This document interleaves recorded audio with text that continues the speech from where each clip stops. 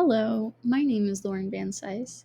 For my research writing class at Indiana Wesleyan University, I have been researching subconscious manipulation over the past couple of months.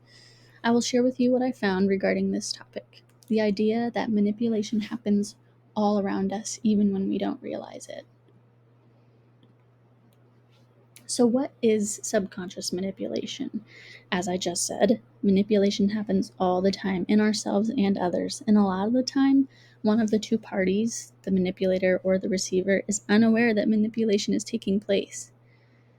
Harriet Breaker defines psychological manipulation as a type of social influence that aims to change the behavior or perception of others through abuse, deceptive, or underhanded tactics. Typically, manipulation is thought of as negative, which is how I will view it in these contexts: manipulation in the marketplace, manipulation in others, and manipulation in oneself. I would say that manipulation in the marketplace is the most obvious place of manipulation. I think that we can all admit that we have been persuaded by organizations that have used manipulative tactics to get us to buy a specific product.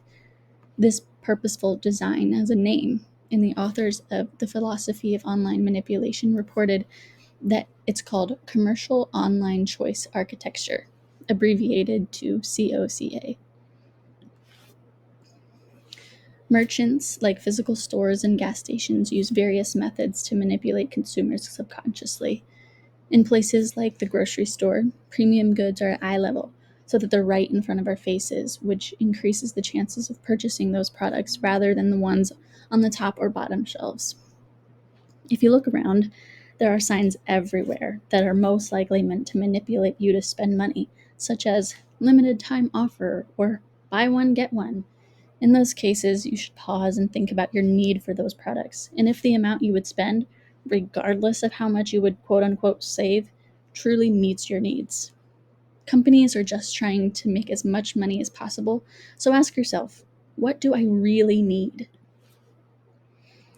Another area where one can find manipulation is in others, whether it's your boss, coworker, friend, significant other, or family member. There's potential for these people to be manipulating you. So, how do you know when that is happening? In an article called Tactics of Manipulation from the Journal of Personality and Social Psychology, the authors list the ways manipulators have been the most successful. Reason: they provide endless reasons and tireless arguments to get what they want. Charm: they use excessive compliments to get what they want. Regression: sulking, pouting, and whining like a child to get what they want. Coercion: they use forceful language and scare tactics to get what they want. Silent treatment: withdrawing or refusing to engage with others. And debasement: using embarrassment and humiliation to get what they want.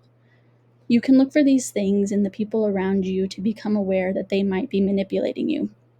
You should also look for these things in yourself to become aware that you might be manipulative, which brings me to my next point. It might concern you that you have shown manipulative actions towards others without realizing it. If so, that's okay. However, check your intentions behind your actions and think before you act.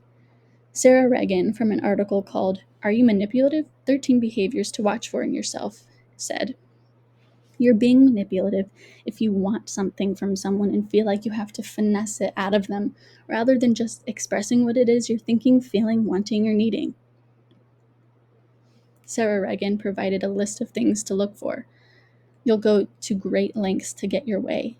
You have had a hard time directly voicing your needs.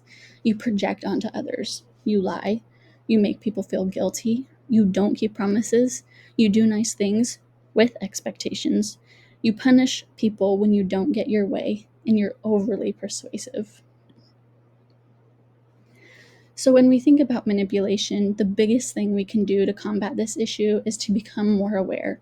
As this quote says, by increasing your awareness of potential manipulative attempts, you will know your supporters and adversaries.